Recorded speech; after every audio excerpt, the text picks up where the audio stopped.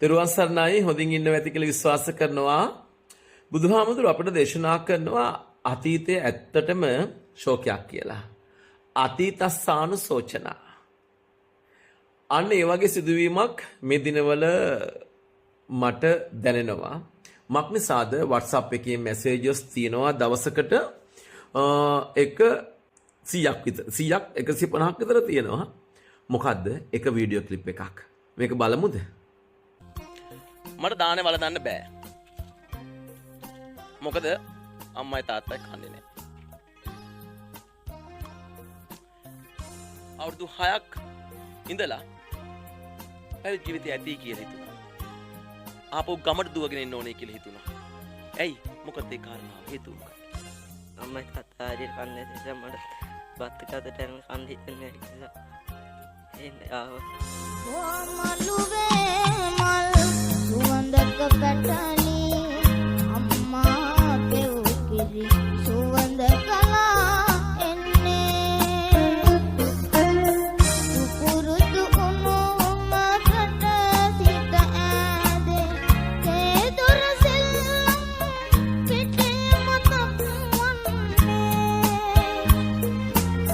සම්බෝ විද්‍යා කලේ මදින්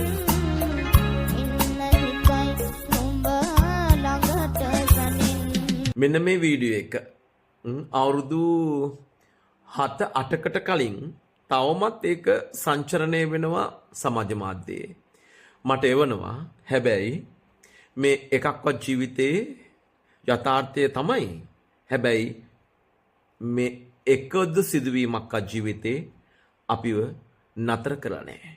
මේ පුතා අවුරුදු 16ක්ද කොහෙද මං හිතන්නේ මං කතා කරනකොට දැන් අවුරුදු 20 ගානක කොල්ලෙක්.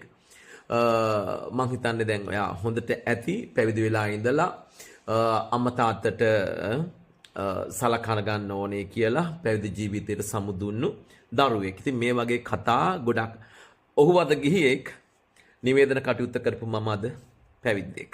මේක තමයි ජීවිතේ හිතන දේවල් සිද්ධ වෙන්නේ නැහැ කියලා අපි දන්නවා. ඒක තමයි ඇත්ත. ඒක නිසා මේකෙන් පාඩමක් කරගන්න තියෙනවා, පාඩමක් ගන්න තියෙනවා. ජීවිතයේ හැම තප්පරයකම අපිට වෙනස් වෙන සිද්ධ වෙනවා.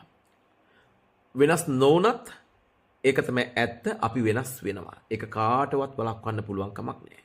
මේ මුළු ශරීරයත් වෙනස් වෙනවා. අපේ සිතුම් පැතුනුත් වෙනස් වෙනවා. මේ ශරීරය ජරාවට යනවා. අපි ඉන්න තැන නෙමෙයි හෙට දවසේ ඉන්නේ.